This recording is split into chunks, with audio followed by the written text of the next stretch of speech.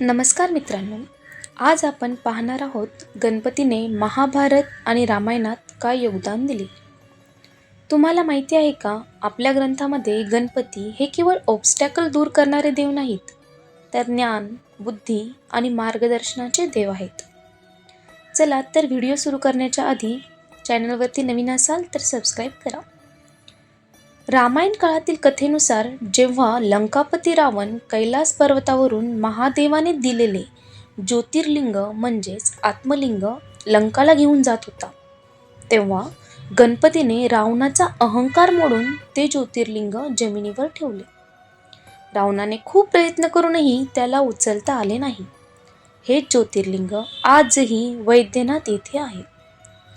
आणि महाभारत आणि गणपती यांच्यातील संबंध खूप महत्त्वाचा आहे, ज्यात गणपतीजींनी महर्षी वेदव्यास यांच्यासाठी महाभारत लिहिले.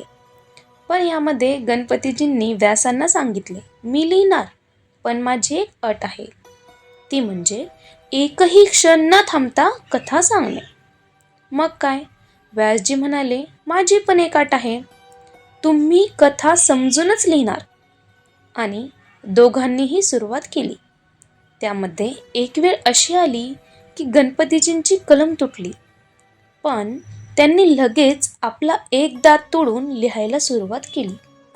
आणि याच प्रसंगापासून गणपतीजींना एकदंत हे नाव मिळाले. तर माहिती आवडली असेल तर चॅनलला सबस्क्राईब करा, तुमचे मत कमेंटमध्ये सांगा आणि लाईक करा. जय हिंद, जय महाराष्ट्र.